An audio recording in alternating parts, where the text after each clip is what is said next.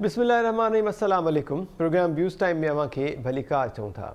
नाज़रीन, MRD तहरीक जे शहीदनि जो शहर, शाइरनि जो शहर ऐं वफ़ाउनि जो शहर खैरपुर नाथन शाह ॿुॾी वियो आहे। इन सां गॾोगॾु सिंध जे ॿियनि इलाइक़नि में बि लॻभॻि साॻी सूरतहाल जेका आहे उहा बरक़रार आहे। सखर में सिंध वासियुनि जी बहालीअ जे हवाले सां बिलावल भुट्टो ज़रदारी पीपल्स पार्टी जे चेयरमैन ऐं परॾेही वज़ीर जी सदारत हेठि डोनर्स कॉन्फ्रेंस थी आहे। इन कॉन्फ्रेंस में मुख़्तलिफ़ मुल्कनि जे सफ़ीरनि बि शिरकत कई आहे। बिलावल भुट्टो ज़रदारी पारां हिकु भेरो ॿीहर इन्हनि सफ़ीरनि खे मदद जी अपील कई वई। उन मौक़े ते बिलावल भुट्टो ज़रदारी जो चवणो त हीउ जेको पहिरियों मरहलो आहे रेस्क्यू ऐं रिलीफ जो, इन में हुननि दावा कई त सिंध हुकूमत बहितर कमु कयो आहे ऐं इन खां पोइ ॿियो मरहलो जेको आहे रिहेबिलिटेशन ऐं रिकंस्ट्रक्शन जो, बहाली ऐं नए सिर तामीर जो जेको मरहलो आहे उहो शुरू कयो वेंदो। हाणे इन ते सुवाल इहो पैदा थींदो ऐं पैनलिस्ट जी राय शामिलु कंदुसि त पहिरें मरहले में त हुकूमत असांखे मुकमल तौर ते फेल ऐं नाकाम नज़र आई रेस्क्यू करण में, रिलीफ पहुचाइण में या फौरी तौर ते जेके मुतासिर आहिनि उन्हनि जी ॿाहिरि करण में। त ॿियो मरहलो उन्हनि जे लाइ केतिरो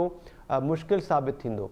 माहौलियात खाते वारी जेका माहौलियाती तब्दीली वारे खाते जी वफ़ाक़ी वज़ीर पीपल्स पार्टी जी नायब सदर आहिनि सेनेटर शेरी रहमान साहिबा बि प्रेस कॉन्फ्रेंस कई। उन्हनि वरी नई ॻाल्हि कई जेका ज़ाहिरी ॻाल्हि आहे असां डिस्कस बि करे चुका आहियूं मुख़्तलिफ़ प्रोग्राम्स में। उन्हनि चयो त ॿोॾी जो जेको पाणी बीठल आहे मुख़्तलिफ़ इलाइक़नि में उन्हनि मां वबाई बीमारियूं कर खणी रहियूं आहिनि, फैलिजी रहियूं आहिनि। हाणे इहा हिकु नई तबाही जेका आहे उहा असांजे साम्हूं आहे।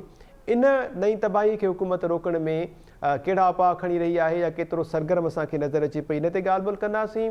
वॾे वज़ीर सैयद मुराद अली शाह बि मुख़्तलिफ़ इलाइक़नि जो दौरो कयो आहे। उनखां पोइ हुन चयो त हाणे मंछर जो पाणी जेको आहे उहो दरिया में छोड़ कयो पियो वञे। हिते सुवाल इहो पैदा थो थिए त पोइ इहो पाणी जेको आहे पहिरियां छो न दरिया में छोड़ कयो वियो। मुख़्तलिफ़ सिम नाला फाटा, केतिरनि ई शहरनि में तबाहियूं आहियूं, लखे माण्हू जेके आहिनि लॻभॻि 40-45 लख माण्हू दरबदर थिया, बेघर थिया। एतिरी देरि छो कई वई, एतिरी सुस्तीअ जो मुज़ाहिरो छो कयो वियो।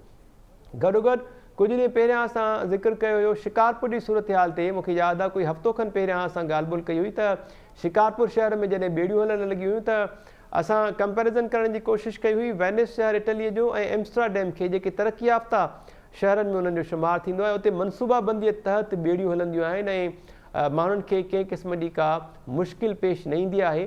पर मंज़ूर वसाण साहिबु जेको आहे उन्हनि वरी कोटडिजी शहर जे ॿुॾण खां पोइ कोटडिजी शहर खे वेनिस सां तरजीह ॾिनी, भेट ॾिनी ऐं उन्हनि जो चवणो त वेनिस में बि ईअं ई बिल्डिंग्स, घर पाणीअ में ॿुॾल हूंदा आहिनि ऐं उनखां पोइ बाक़ाइदा मंज़ूर वसाण साहिबु ॿेड़ी ते चढ़ी करे शहर जो सैर बि कयो आहे।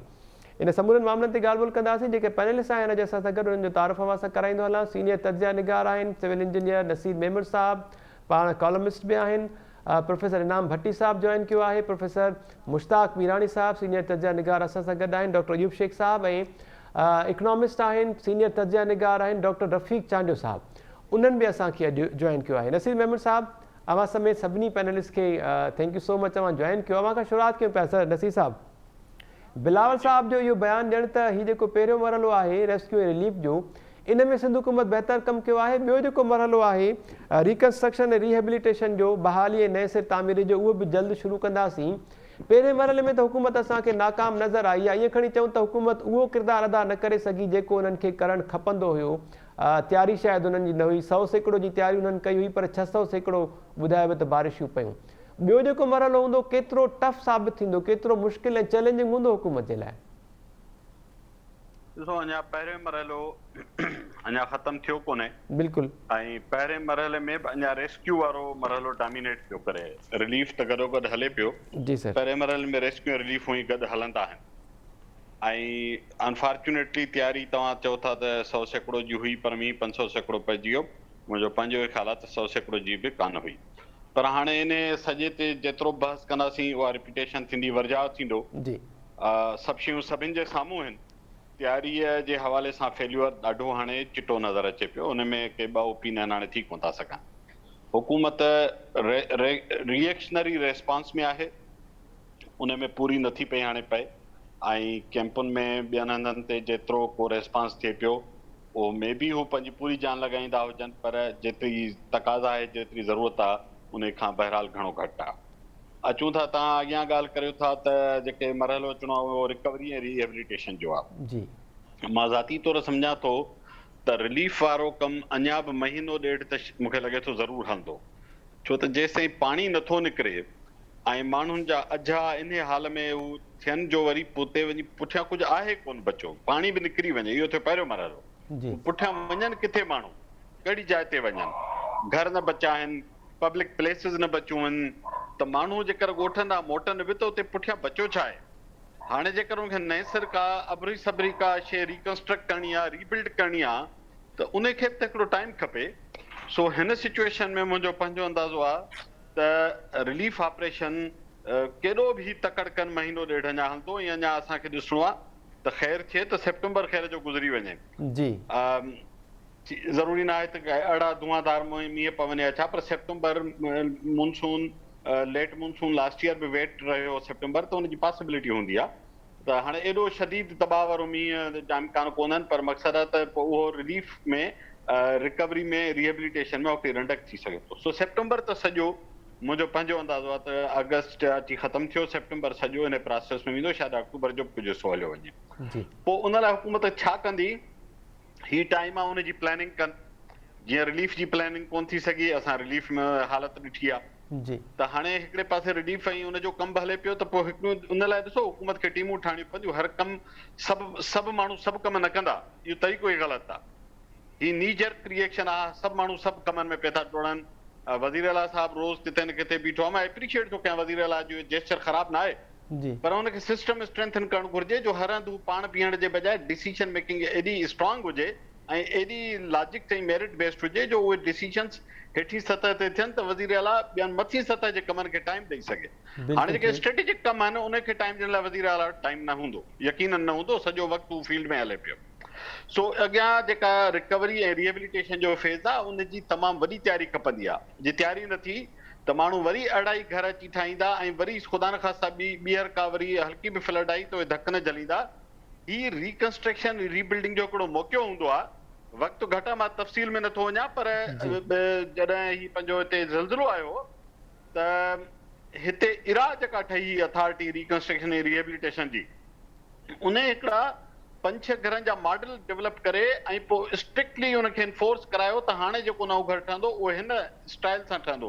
उहे महांगा मॉडल न हूंदा आहिनि, पर उनजी थोरी हिकिड़ी इंजीनियरिंग एडजस्टमेंट्स थींदियूं आहिनि, त पोइ उन सां उहे कंहिं बि वॾे स्केल जे ज़िलज़िले खे मुंहुं ॾेई सघंदा आहिनि या उनजो नुक़सानु घटि थींदो आहे।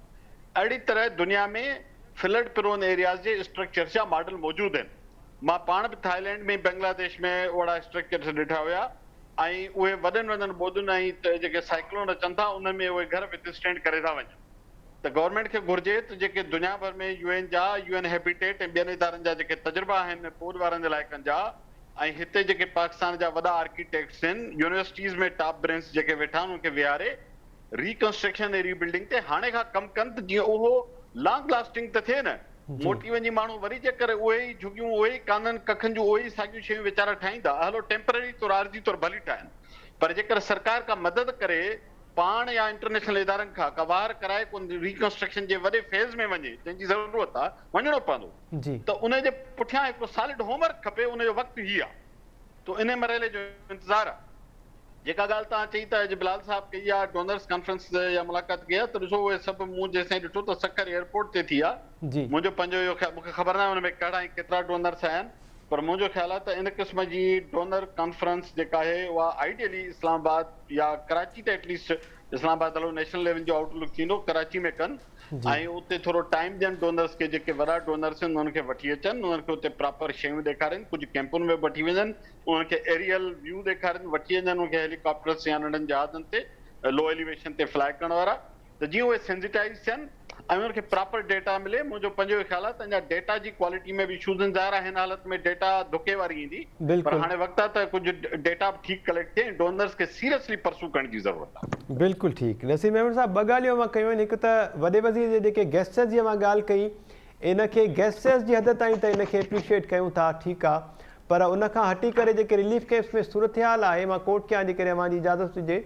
कुझु देरि पहिरियां टाइम न्यूज़ ते हिकु ख़बर नशर थी कि रिलीफ कैंप में मुतासिर औरत जेका आहे सिंध जी न्याणी, उन दाहींदे चयो आहे त असांखे पेनूं फ़क़ीर न आहियूं ऐं असांजे दर ते नॉर्मल सूरत हाल में माण्हू अची मानी खाईंदा हुआ, असां महिमान नवाज़ रहिया आहियूं, पर तक़दीर असांखे हिन मोड़ ते आंदो आहे, इंतिज़ामिया असांजी का बि पर घोर नथी लहे, त सूरत हाल रिलीफ जी जेका आहे उहा एतिरी त अबतर ऐं ख़राबु आहे।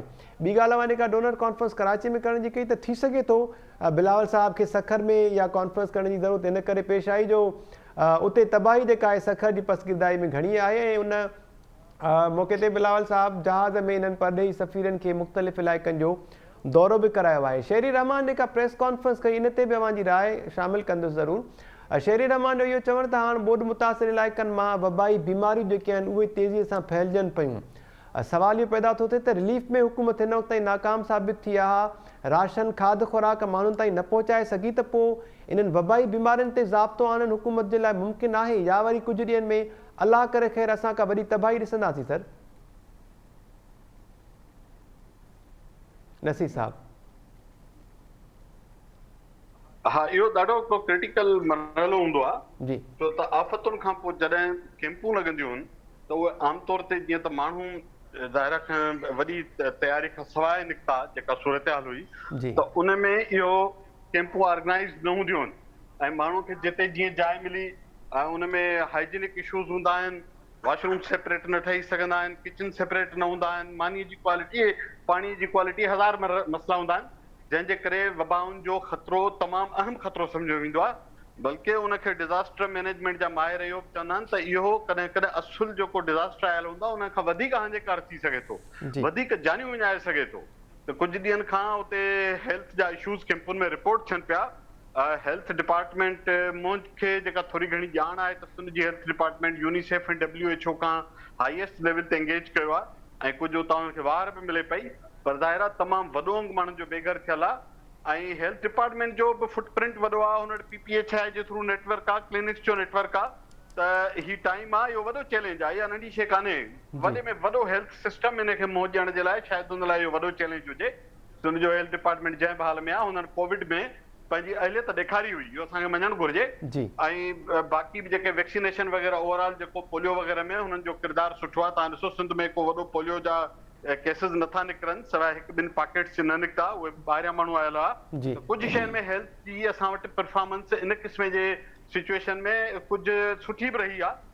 उन मां उमेदु कजे ऐं हुननि खे कंटिन्यूअसली मुंहिंजो ख़्यालु आहे ऑन टोज़ ऐं ऑन अलर्ट रहणो पवंदो। हिकु कैंप में डेली हुननि खे इंश्योर करणो पवंदो त उते डॉक्टर्स ऐं दवाउनि सां पहुचनि। हेॾी वॾी सिचुएशन में हेल्थ में लॉजिस्टिक्स जो वॾो चैलेंज अची वेंदो आहे, सप्लाईज़ जो, दवाउनि जो मिलणु, उन्हनि जो उते टाइमली पहुचाइण ऐं उहे जायूं मिलण जिते दवाउनि खे हिकिड़ो टेम्परेचर कंट्रोल खपे, इहे सभु कम नंढा न आहिनि। बिजली न हूंदी आहे, जनरेटर न हूंदा आहिनि, त काफ़ी चैलेंजिंग सिचुएशन हूंदी आहे इहा।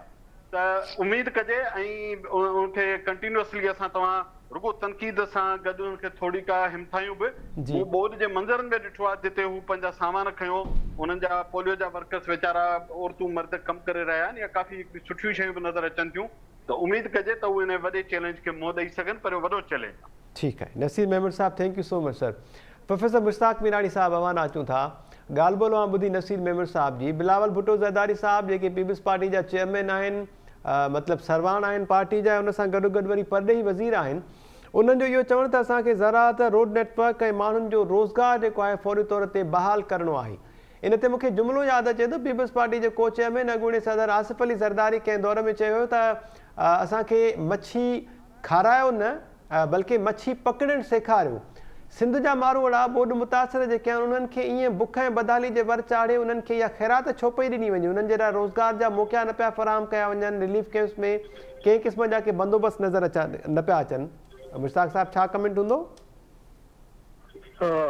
फिरी असां उन पॉइंट खां वरी स्टार्ट कंदासीं त मसलन जेको ही सॼी क्राइसिस आहे उहा इहा आहे त सिंध जी ड्रेनेज नाकाम वई, बिल्कुलु नाकाम वई। 2010 में असां सबक़ न सिखियोसीं, 2011 में न सिखियोसीं, 2019-20 में न सिखियोसीं। इहा ई हुकूमत हुई, इहा ई चीफ मिनिस्टर, थोरो चेंज चीफ मिनिस्टर हो, इहा ई कैबिनेट हुई, इहा ई जेके MNA MP हुआ, उन जे बावजूदि सिंध ॿुधी आहे, इन जे बावजूदि सिंध ॿुधी आहे। ऐं उन खां पोइ जेका हाणे आहे त उहो त टोटली क्राइम आहे, वार क्राइम जेकॾहिं चइजे तॾहिं टोटली क्राइम आहे। तव्हां जेको एग्ज़ाम्पल मिसाल खैरपुर नाथन शाह जो आहे, उन में ॾिसो त क्राइम थियो आहे, मच्छर जे हवाले सां थियो, LBOD जे उहो ख़तमु थी वियो, अच्छा ॿी ॻाल्हि ॿुधायां जी मां इन तव्हांजे प्रोग्राम जे हवाले खां रिस्पॉन्सिबिलिटी निग्लिजेंस ते मां थोरो पढ़ियो जी जॾहिं सिंध गवर्नमेंट वटि नक्शा बि आहिनि हर साल बजेट बि पए थी माण्हू बि रखियल आहिनि इंजीनियर बि रखियल आहिनि उन्हनि जो कमु एसओपी माना एक्सटर्नल ऑपरेटिंग सिस्टम उहो आहे पोइ बि जे करे नथियो त इनखे असां क्राइम चवंदासीं न निग्लिजेंस क्रिमिनल निग्लिजेंस आहे जी पंहिंजो भली उम्मीद करे नसीर साहिबु उम्मीद त पॉसिबल आहे पर हिन हुकूमत में हिन सिस्टम में मूंखे त बिल्कुलु उम्मीद नज़र कोन थी अचे रादर ईअं थो चए वञे त अञा वधीक सिंध में ख़राब शुरू थियनि त जीअं असां वटि डोनर जा पैसा अचनि पोइ कीअं थिए यू कैन अंडरस्टैंड उनजो छा थिए बाक़ी टेक्निकली या फिजिकली बि कोई कमु करण जो इरादो कोन्हे ऐं हुन खां पोइ चिट जी मौसम लॻी पई आहे मच्छर लॻा पिया आहिनि दवाऊं कोन्हनि के अञा पाणी जेको आहे वयो कोन मुंहिंजे काफ़ी जेके ॿाराड़ी जे माण्हुनि सां जेको वास्तो पियो आहे हुन सां जेका इंटरव्यू कयो आहे फिजिकली ते त हुनजे आहे त घटि में घटि तव्हां 3 महीना विसारे छॾे त इहो पाणी ड्रेन थींदो जेकॾहिं हीअ ई सिंध हुकूमत जी कारकर्दगी आहे तंहिंजे करे बिलावल ज़रदारी छा बि करे सिंध जो माण्हुनि जो हाणे हुन ते को एतबार कोन्हे बयान ॾे जेके शयूं हाणे सिंध जेका ॿुधी आहे हाणे हुनजी हिकु ई राय आहे त असांजे हिन हुकूमत ते को बि ट्रस्ट न आहे पार्टीअ खे को बि ट्रस्ट न आहे हिननि वॾेरनि ते को बि ट्रस्ट न आहे ऐं ऑन देयर ओन वीचारा जेके कमु था कनि ऑन देयर ओन जेके वीचारा हिक ॿिए खे सहारो था ॾियनि उहो क्लिफ्टन में बि कैंप लॻी पई आहे त हुते कश्मीर में बि कैंप लॻी पई आहे हुते बि कैंप लॻी पई आहे बाक़ी को सहारो न हिन वक़्तु बिल्कुलु सिंधी माण्हू निंदकड़ा आहिनि सो मच सोच इहो ई जेका सिंध गवर्नमेंट वफ़ाक़ खे चए थी तव्हांजो कमु न आहे तव्हां न अचो असां कंदासीं ऐं उन जेका कॉन्सिक्वेंस ॾिसां था वरी उन खां पोइ जॾहिं पाणी तव्हांखे सभिनी ख़बर आहे जॾहिं बीठो हूंदो आहे जॾहिं साउ थियणु शुरू थींदा त उनजी जेका स्किन जूं बीमारियूं थींदियूं आहिनि उहो तसवुर माण्हू नथो करे सघे तंहिंजे करे सिंध जे माण्हुनि जो हिन हुकूमत ते हिन पार्टीअ ते को बि एतबार कोन्हे को ऐं वीचारी पाण ई जेका आहे नेचुरल वे में हू पई सफ़र कंदी जी मुश्ताक मीरानी साहब वापसि सवाल अचूं था प्लीज़ स्टे कजो नाज़रीन ॻाल्हि ॿोल जो सिलसिलो जारी रखंदासीं ऐं वफ़ाउनि जो शहर खैरपुर नाथन शाह जेको ॿुॾो आहे इन हवाले सां ॻाल्हि ॿोल कंदासीं सीनियर तजनिगार डॉक्टर रफ़ीक अहमद चांडियो साहब असां सां गॾु आहिनि प्रोफेसर इनाम भट्टी साहब बि आहिनि पर नाज़रीन MRD तहरीक जे शहीदनि जो शहर आहे शाइरनि जो शहर ऐं वफ़ाउनि जो शहर सॾियो वेंदो आहे खैरपुर नाथन शाह जेको 2010 जी महाॿोॾि में बि ॿोॾि जे पाणीअ में ॿुॾी वियो हुयो उन खां पोइ हुकूमत को तहरुक न वरितो ऐं साॻियो ई शहर जेको आहे केतिरा ई साल गुज़रण खां पोइ हिकु भेरो ॿीहर वरी जेका हाणोकी ॿोॾि आहे उन में ॿुॾी वियो आहे खैरपुर नाथन शाह शहर जे केतिरनि ई पहाड़नि में 5 खां 6 फुट जो पाणी बीठल आहे ऐं शहर जेको आहे हिन वक़्तु कंहिं वीरान घिटियुनि जो ऐं घरनि जो ॾेख ॾेई रहियो आहे इन ते ॻाल्हि ॿोल कंदासीं डॉक्टर रफ़ीक अहमद चांडियो साहब इकोनॉमिस्ट आहिनि सीनियर तजनिगार डॉक्टर साहब अवां कीअं ॾिठो शहर छाजे करे ॿुॾो बुनियादी सबब जेके आहिनि अव्हांखे कहिड़ा सम्झ में अचनि पिया खैरपुर नाथन शाह शहर जो जेको स्ट्रक्चर आहे छा उहो इन जो ज़िम्मेवार आहे जो 2010 वारी महाॿोॾि में बि इहो शहर ॿुॾो ऐं हिकु भेरो ॿीहर वरी इहो शहर ॿुॾो या इंतिज़ामी ग़फ़लत बेध्यानी बेहिसी जेका आहे उनखे अव्हां ज़िम्मेवार करार ॾींदव महताब थैंक यू वेरी मच मां सम्झां थो त जेको शहर आहे खैरपुर नाथन शाह 2010 में शायदि हिकिड़ो ई शहर हो जेको ॿुॾो जी ऐं वरी 2022 में अॼु वरी उहो ई शहर साॻे तरीक़े सां ॿुॾो आहे उन वक़्तु बि सबबु इहो हो ऐं अॼु बि सबबु उहो ई आहे जेको मेन ऐं मुख्य सबबु आहे उहो सबबु इहो हुयो त उन शहर जी जेका लीडरशिप पीपल्स पार्टी ॾिनी उहा उन वक़्तु बि वीक हुई हाणे बि वीक हुई उनखे वीक रखियो वियो जंहिंजे करे पहिरीं ॻाल्हि इहा आहे त जेका लीडरशिप अचे थी केन शाह तालके जो केन शाह जो कैपिटल शहर आहे खैरपुर नाथन शाह जी उन माना आहे उहे ॿाराड़ियुनि जे ॿियनि ॻोठनि जा आहिनि ठीकु थियो हिकिड़ो MNA साहिबु असांजो सीता जो आहे ऐं MPA साहिबु खानपुर महर जो आहे उन्हनि जा पंहिंजा मसइला आहिनि जन मसइलनि करे ॿियो उहे पंहिंजी जाइ पीपल्स पार्टी में का ठाहे न सघण जे करे उन्हनि जो पावर बेस बि ॾाढो वीक रहियो इहा ॻाल्हि ॿी थी वई पर जेको लेसन आहे उहो 2010 में लर्न न कयो वियो 2010 में यानी जेको खैरपुर नाथन शाह जे आॾो आहिनि उहे 3 डिफेंस लाइन्स आहिनि जी बचाव बंद आहे उन खां पोइ तव्हां वटि जेका छंडण आहे MNB ड्रेन उहा आहे उन खां पोइ सुप्रियो बंद आहे उन खां पोइ जेके आहिनि से ख़ैरपुर शहर ॾे पाणी अची सघे थो। खुदावा हिकिड़ो अहिड़ो बंद आहे जेका हुनजी लास्ट डिफेंस लाइन आहे जेका सुप्रियो बंद खां पोइ अचे थी पई। ऐं अॻिए दफ़े जेको कट लॻो हो जेको उहो खुदाबाद खे ई लॻो हो ऐं हिन दफ़े बि ईअं थियो आहे। यानी इहा कहिड़ी साइंस हुई, कहिड़ी रॉकेट साइंस हुई जेका इरिगेशन डिपार्टमेंट जे चीफ इंजीनियरनि खे ऐं एक्सीएंस खे ऐं वज़ीरनि खे सम्झ में न आई हुई त हीउ शहर वरी ॿुॾी सघे थो ऐं उन बंद खे मज़बूत करे उनखे थोरो वॾो करे छॾिना। हिन दरिया जा जेके कप आहिनि उहे कहिड़ा वॾा आहिनि, एतिरो ई करे छॾिना तॾहिं थी वञे हा, छो त इहो हिकिड़ो प्रेसिडेंट ठही चुको हो त उन शहर जो इहो हक़ीक़ी तौर ते ज़रूरी हो त उन शहर लाइ वधीक अटेंशन ॾिनो वञे हा, छो त ॿुॾी चुको हुयो। जी हिन दफ़े बि इहो ई थियो आहे। यानी कल्ह ताईं शहरी जेके आहिनि आख़िर ताईं खुदावा खे पंहिंजे हथनि सां ॿधंदा रहिया ऐं उहे वीडियोज़ मूंखे मोकिलींदा रहिया। मुंहिंजो वॾो भाउ, मुंहिंजो नंढो भाउ उहे बि हुन में मौजूदु हुया। ॿिया शहर जा काफ़ी मिडिल क्लास जा माण्हू, मुंहिंजो वॾो भाउ हेडमास्टर आहे, उन्हनि ते वॾी कोशिशि कई पर इहो न थी सघियो। जी सुवाल इहो आहे त 2010 में हाणे जेके माण्हू हिन वक़्तु बि ख़ैरपुर जी आबादी जेका आहे 2017 में 72,000 जी आहे ऐं हिन वक़्तु बि 30 माण्हू फैमिली सां शहर में मौजूदु आहिनि। हाणे उहो शहर कटिजी वियो आहे ऐं जेका इंतिज़ामिया आहे उहा जीअं असां ॾिसूं पिया त सॼे सिंध में टोटल फेल्यूअर आहे, हिकिड़ो कंप्लीट फेल्यूअर। जी जिन इंतिज़ामिया नाले का बि शइ कान्हे का, सिर्फ़ु वज़ीर आला ऐं जेके वज़ीर आहिनि उहे टीवियुनि में किथे किथे वञनि था त उते नज़र अचनि था ऐं सभु कोई जीअं हिकिड़ो वज़ीर साहिबु ॾिठो उहो ॿेड़ी में सैर करे रहियो हो त माण्हुनि खे चयो परे थियो मां सैर करणु आयो आहियां। इहा सूरत हाल आहे, इहा सूरत हाल एॾी ख़राबु ऐं दुखदायक आहे जो सम्झ में नथो अचे त छा कजे। हीउ मुल्क आहे, हिन मुल्क में असां टैक्स पेयर रहिया आहियूं। जेको शहर जो हिकिड़ो वॾो इहो शहर जीअं मूं ॾिठो आहे, मां हिन शहर में वॾो थियो आहियां, पढ़ियो आहियां। इहो शहर हिकिड़ो अहिड़ो कल्चरल सेंटर हुयो जंहिंमें स्टेज ड्रामा थींदा हुया, सिनेमाऊं हुयूं, शाइर रहंदा, वॾा वॾा शाइर सिंध जा उते रहिया आहिनि। उन शहर में जेके आहिनि से MRD जी मूवमेंट मूं सॼी ऑब्ज़र्व कई आहे पाण। उन शहर उन ॾींहुं मां उते मौजूदु हुउसि जंहिं ॾींहुं इहा फायरिंग थी ऐं उन्हनि में मुंहिंजो क्लास फुल दोस्त हिकिड़ो उहो बची वियो पर उनखे उन में अंदरि बंदि कयो। उन सां कुझु ॾींहं अॻु मुलाक़ात थी हुई। उहो शहर उनखे पीपल्स पार्टी हिकिड़े बेवफ़ा वांगुरु छॾे ॾिनो ऐं उहो शहर मतिलबु त इहो डिज़र्व न कयो। जमहूरियत जी दावेदार जेका पार्टी आहे, जंहिंजी गवर्नमेंट आहे, उन ई जमहूरियत जी बहाली जे लाइ किरदारु अदा कंदड़ जेको शहर आहे शहीदनि जो, उनखे ईअं बेयारो मददगार छॾे ॾिनो। डॉक्टर रफ़ीक साहब, ॾाढी अफ़सोस जी ॻाल्हि आहे, इहा तमामु अफ़सोस जी ॻाल्हि आहे त इन शहर जो जेको आहे, मां सम्झां थो त जेका MRD मूवमेंट हुई ज़िया जे दौर में, जी उहा मूवमेंट असां आहे उन मूवमेंट में कीअं माण्हुनि कयो ऐं पीपल्स पार्टी हिकिड़े बेवफ़ा वांगुरु उन शहर ते को बि ध्यानु ॾिनो उन्हनि शहरनि सां। पर ख़बर अथव मसइलो इहो आहे त पार्टियुनि जी जेकॾहिं जॾहिं मोनोपोली हूंदी आहे न त पोइ ईअं थींदो आहे।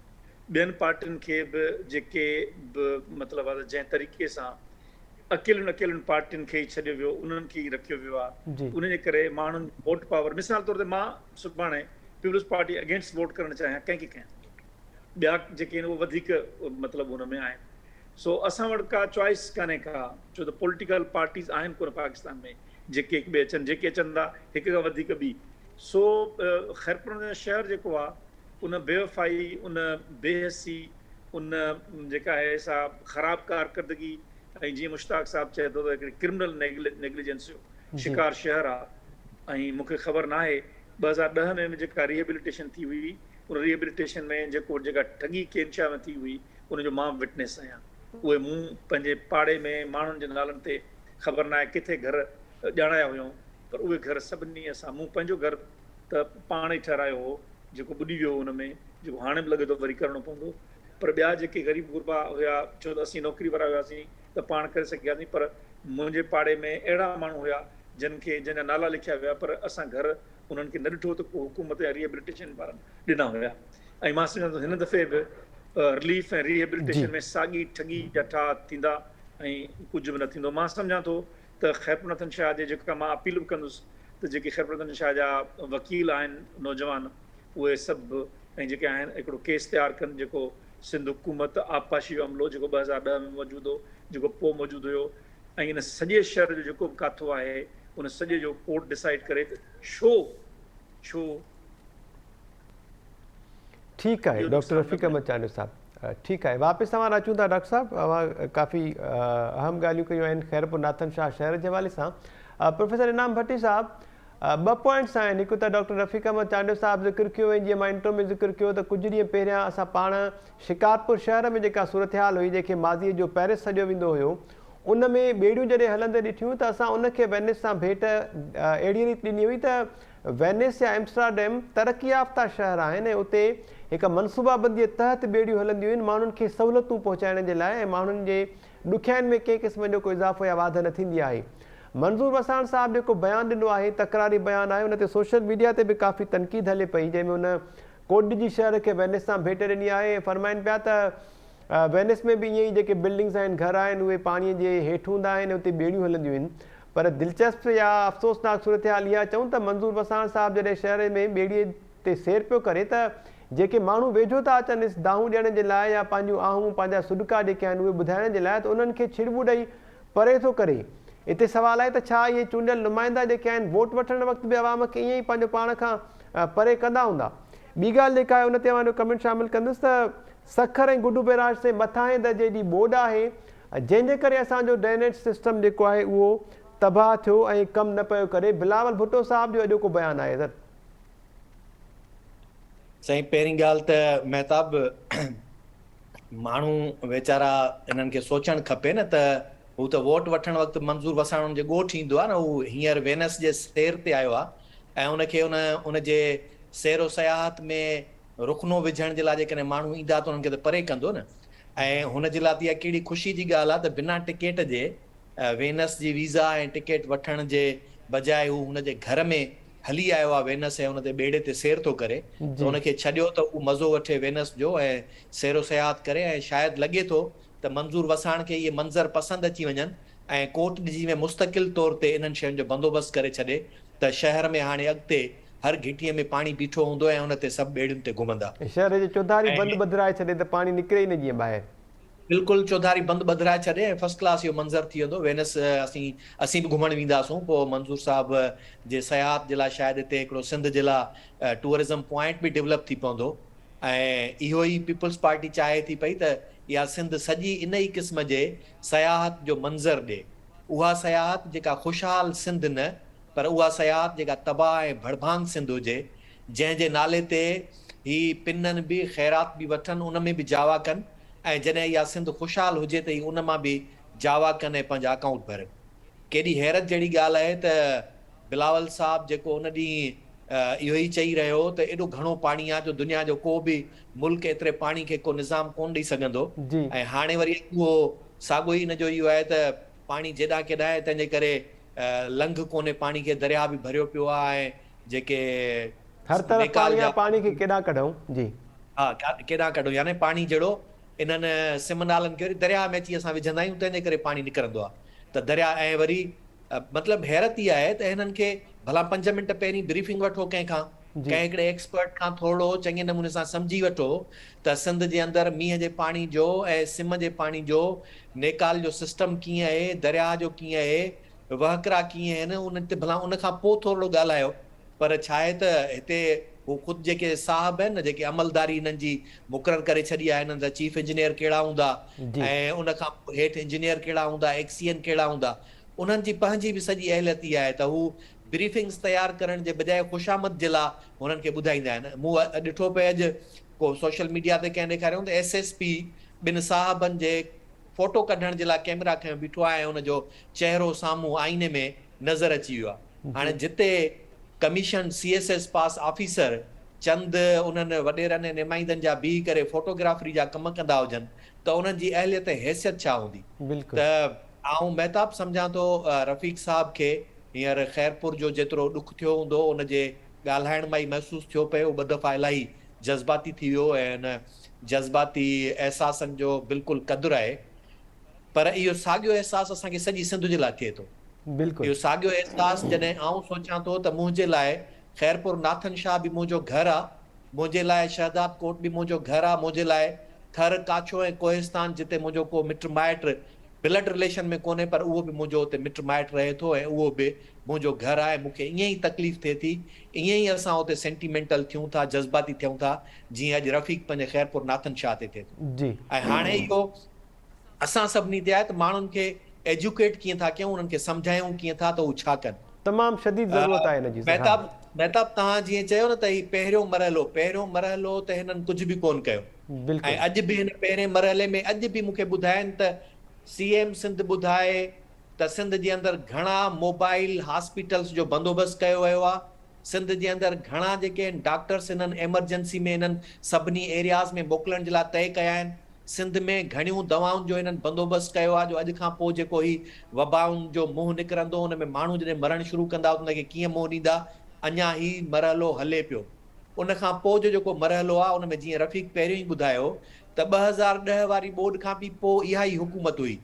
इहे ॿुधाइनि सिंध जे अंदरि को बि हिकिड़ो मॉडल सिटी हिननि उहो ठाहियो हुजे जंहिंमें हिननि खे ॿोॾि जा पैसा मिलिया ऐं उहा इमदाद जेका हिननि खे मिली उन्हनि मां हिननि का अहिड़ी डेवलपमेंट करे ॾेखारी हुजे जो सॼी सिंध जे अंदरि जेके इंतिहाई शदीद मुतासिर थिया हुजनि माण्हू उन्हनि खे उन्हनि वठी करे उते रहायो हुजे जो जिन उन्हनि खे उन 2010 जी ॿोॾि खे पंहिंजे लाइ ज़हमत न बल्कि उन खां पोइ सम्झो हुजे त हुकूमत असां ते ही महिरबानी कई जो अॼु असां अझे वारा आहियूं, रोज़गार वारा आहियूं, कारोबार वारा आहियूं। का बि उहा शइ न थी।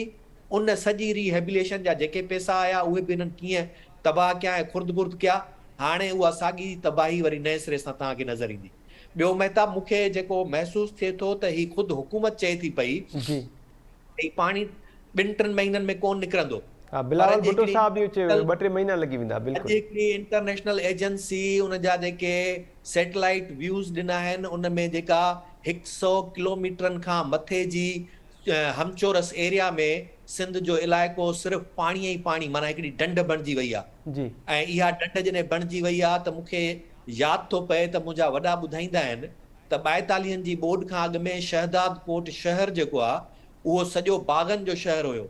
उन जे चौधारी चौगिर्द पसगिरदाई में अंबनि जा, ज़ैतूननि जा, ॿेरियुनि जा तमामु वॾा बाग़ हूंदा हुया। बिल्कुलु सही पिया चओ, बाग़ हूंदा हुया।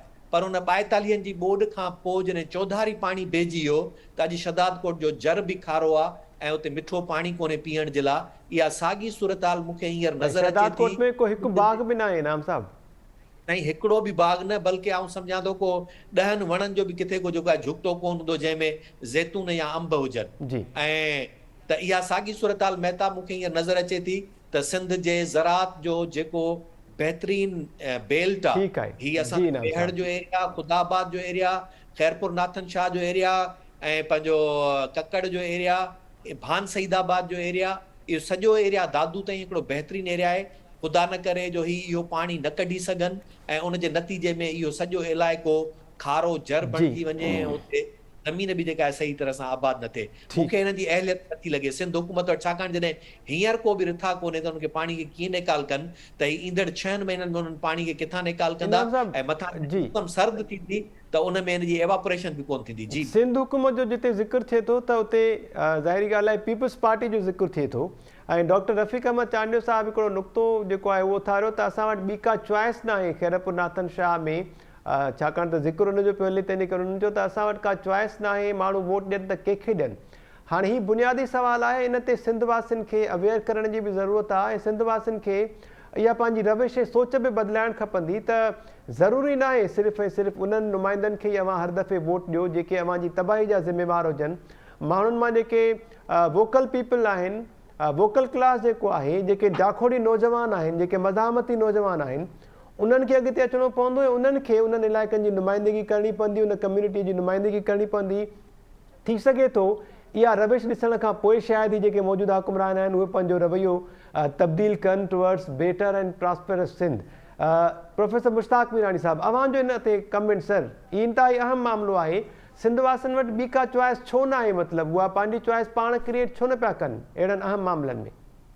पहिरीं ॻाल्हि इहो ॿुधायां त जॾहिं फस्ट फेज़ थियो लोकल बॉडी जो त मां शायदि तव्हांजे टेलीविज़न या ॿिए कंहिं चैनल ते ॿुधायो त शुरूअ खां वठी पीपल्स पार्टी 2 पिलर्स ते वोट थी वठे। हिकिड़ी हैरासमेंट आहे जी ऐं ॿी मैनिपुलेशन आहे। मैनिपुलेशन इहा आहे त वोटनि जी लिस्ट कीअं लिखिजे, फॉर एग्जाम्पल पोलिंग स्टेशन किथे हुजे, ऑफिसर कहिड़ा कनि, इहो मैनिपुलेशन आहे।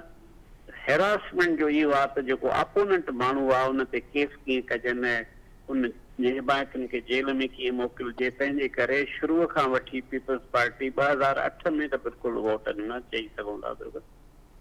उन खां बाक़ी जेके 2 इलेक्शन थियूं उनमें मुकमिल तौर पीपल्स पार्टी हेरासमेंट ऐं मैनिपुलेशन कई। उन जो नतीजो हाणे जेको फर्स्ट फेज़ थियो लोकल बॉडी जो उन में बि ईअं आहे। तंहिंजे करे असां ईअं था चऊं त फ्री ऐं फेयर इलेक्शन हुजे पोइ केरु बि खटे, भली पीपल्स पार्टी हुजे केरु बि, छाकाणि डेमोक्रेसी हुई आहे।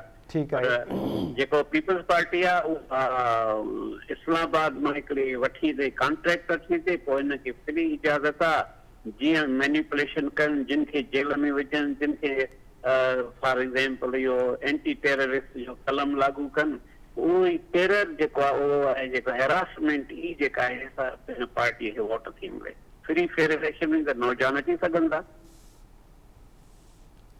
ठीकु आहे। डॉक्टर रफ़ीक अहमद चांडियो साहब, अवां जो कमेंट सर अवां जे पंहिंजे इन नुक़्ते ते ऐं ब्रीफली कमेंट कजो प्लीज़ त सिंधवासियुनि खे पंहिंजी रविश ऐं पंहिंजो रवैयो तब्दील करिणो ई पवंदो ऐं पंहिंजा नुमाइंदा पाण जेके आहिनि उहे चूंडणा पवंदा ऐं पंहिंजो पाण मां नुमाइंदनि खे अॻिते आणणो पवंदो। इहो ॾाढो ट्रिकी प्रोसेस आहे। इन प्रोसेस जी हिन वक़्तु अशद ज़रूरत आहे जी। ऐं इन प्रोसेस खां सवाइ यानी जेके लेफ्ट ओरिएंटेड ऐं जेके पॉलिटिकल पार्टीज़ आहिनि उन्हनि सभिनी जी जेका पॉलिटिकल अंडरस्टैंडिंग जा मसइला आहिनि, जंहिंजे करे अॼु असां इन सूरत हाल पता आहियूं त का ॿी पार्टी कने का जंहिंखे असां पंहिंजो मतिलबु आहे त वोट कयूं। वोट जी ताक़त जेका डेमोक्रेसी में आहे उहा सिर्फ़ु तॾहिं कम जी आहे जॾहिं मल्टी पार्टी सिस्टम हुजे। जेकॾहिं मल्टी पार्टी सिस्टम न आहे, सिंगल पार्टी सिस्टम आहे त that may not be democracy, छो त उहा पार्टी ख़ुदि जेका आहे न उन डिक्टेटरशिप जो ऐं उन इनएफिशिएंसी जो थींदी। अॼु जेका हीअ सूरत हाल आहे उन सूरत हाल में असां आहियूं। मूं हिन वक़्तु ट्वीट बि कयो पिए त ख़ैरपुर नाथन शाह में असीं रिलीफ ऐं जेका आहे rehabilitation we don't want that. असीं चाहियूं था त फुल कंपनसेशन, छो त 2010 में हाणे सुवाल आहिनि काफ़ी जेके असीं कंदासीं ऐं कोर्ट जे थ्रू कंदासीं, CM खां, पीपल्स पार्टी खां, उतां जेके नुमाइंदा आहिनि जेके इरिगेशन जा आहिनि, उन्हनि सभिनी खां। ठीकु आहे डॉक्टर रफ़ीक अहमद चांडियो साहब। प्रोफेसर इनाम भट्टी साहब, अवां जो कमेंट सर ब्रीफली इन ते काइंडली त सिंधवासी सिखनि ऐं सुधरनि छो नथा, मतिलबु साॻियनि नुमाइंदनि खे चूंडनि था ऐं साॻा ई नुमाइंदा उन्हनि सां धक कनि था, उन्हनि जे ख्वाबनि खे चिकना चूर कनि था, उन्हनि खां उन्हनि जा अजा खसनि था, डिज़ास्टर मैनेजमेंट जे नाले ते ज़ीरो ऐं उनखां पोइ वरी अजीब मंतक जा जेके बयान साम्हूं अचनि पिया। पंहिंजा नुमाइंदा पाण छो न पिया चूंडनि, नौजवान तबिको अॻिते छो न पियो अचे, पंहिंजो वोकल क्लास जेको आहे उहो आणे करे उन्हनि खे छो नथा इक़्तिदारी अवाननि ताईं पहुचाइनि। इन जे लाइ ॻाल्हाइण त घणो कुझु आहे पर इन ते तव्हांजो कमेंट। जी बिल्कुलु इन में आउं चवां थो, इन में असीं सभु जेके पाण खे साञावनि सम्झूं था, सिंध जो शऊर सम्झूं था, असां माण्हुनि खे मुंझाए रखियो आहे। असां बार बार जेको इहो ऐलान कंदा वतंदा आहियूं त सिंध में उनजो मुतबादिल कोन्हे। क़तईन तौर ते का बि हिकिड़ी सीट ॿुधायो जिते पीपल्स पार्टी बिना मुक़ाबले खटियो हुजे, उते उन जे मुक़ाबले में माण्हू बीहनि था। रुगो ईअं कोन्हे त को नापसंदीदा ॿिया माण्हू बीहनि था, उते ॿिया अहिड़ा केतिरा ई माण्हू बीहनि था जिन खे माज़ी में न कॾहिं आज़मायो वियो आहे, न उहे कॾहिं इक़्तिदार में आया आहिनि। हर सीट ते 3 खां 4 माण्हू बीहंदा आहिनि। का बि अहिड़ी सीट कोन्हे जो चवनि त असां 2 माण्हू बसि लियाकत जतोई ऐं ॿियो हुन जे मुक़ाबले में पीपल्स पार्टी जो नुमाइंदो आहे, तंहिंजे करे 3 माण्हू ई कोन्हे जंहिंखे असां वोट कंहिंखे ॾियूं। सवाल ई पैदा नथो थिए। सिंध जे माण्हू खे सोचणो पवंदो त तव्हां पंहिंजो वोट रुगो तब्दील कयो। भले तव्हांखे इहे हिकिड़ो माण्हू जेकॾहिं उहो उन खां घटि ख़राबु आहे त उन घटि ख़राबु वारे खे बि घटि में घटि हिकिड़ो दफ़ो वोट ॾेई ॾिसो। हिननि खे हिकिड़ो दफ़ो तव्हां केरु आहियो, हिननि खे इक़्तिदार जे ऐवाननि मां कढी ॿाहिरि फिटो कयो, तॾहिं ई तब्दीली अची सघंदी, तॾहिं ई तव्हांखे को नओं दग मिली सघंदो। न त ई हर भेरे जेको असांजे मुतबादिल जे राग में बार बार पीपल्स पार्टी खे मज़बूत कंदा था अचूं ऐं उहा पीपल्स पार्टी सिंध खे विकिणे पई, सिंध जी बार्गेनिंग करे पई, अहिड़े इन ई बुनियाद ते करे पई त इस्लामाबाद में इक़्तिदार वठी सिंध खे तबाह करे। त आउं सम्झां थो सिंध जे हाणे अवाम खे ऐं बिलख़ुसूस नौजवाननि खे सोचणो पवंदो। हू हिन भेरे वोट जे दौरान बिना इन तफ़रीक जे त ॿियो पीपल्स पार्टी जे मुक़ाबले में केरु आहे, अहिड़ो गहरो नथू खेरो, ख़राबु आहे, सुठो आहे, इहो न ॾिसे, पर इहो ॾिसे त बसि पीपल्स पार्टी जे मुखालफ़त में बीठल आहे, वोट रुॻो उनखे ॾे। ऐं यकीन सां चवां थो, हिकिड़ो दफ़ो पीपल्स पार्टी किरे, ॿिए दफ़े पीपल्स पार्टी पंहिंजा रस्ता जेकॾहिं दुरुस्त करणा हूंदसि त कंदी, न त पीपल्स पार्टी घटि में घटि सिंध मां आउट थींदी ऐं सिंध खे हिकिड़ो नओं दग बि मिली सघंदो। जी ठीक है, thank you so much professor Inam Bhatti sahib, professor Mushtaq Mirani sahib, thank you so much sir. Doctor Rafiq Ahmed Chandio sahib, अवांजी वॾी महिरबानी, thank you so much sir. ऐं नसीर मेमन साहब, अवांजी वॾी महिरबानी। अॼोके प्रोग्राम में कोशिशि कई त डॉक्टर अजीब शेख साहब बि शामिल थियनि, पर उन्हनि सां राब्तो न थी सघियो। नाज़रीन, मजमूई जेका सूरत हाल आहे, सखर में डोनर्स कॉन्फ्रेंस थी, रेस्क्यू ऐं रिलीफ जूं ॻाल्हियूं त हलनि पियूं, पर इन्हनि ॻाल्हियुनि जी उबतड़ सूरत हाल जेका आहे उहा इंतिहाई ख़राबु असांखे सॼी सिंध में नज़र अचे पई। ख़ैरपुर नाथन शाह शहर ॿुॾी वियो आहे। मेहर जो जेको रिंग बंदि आहे ॿोॾि जे पाणी खां बचाइण जे लाइ, उहो अञा ताईं मज़बूत न थी सघियो आहे। वॾे वज़ीर सैयद मुराद अली शाह साहब जो चवणु आहे त जोही जूं 15 यूसीज़ ॿुॾी वियूं आहिनि, बाक़ी जोही शहर बचियलु आहे, पर उन ते बि इहे ख़तरा जेके आहिनि उहे बदस्तूर बरक़रार आहिनि। अॼोके प्रोग्राम में एतिरी ॻाल्हि ॿोल कईसीं। ईंदड़ प्रोग्राम ते ॾींदा इजाज़त। अलाह निगहबान।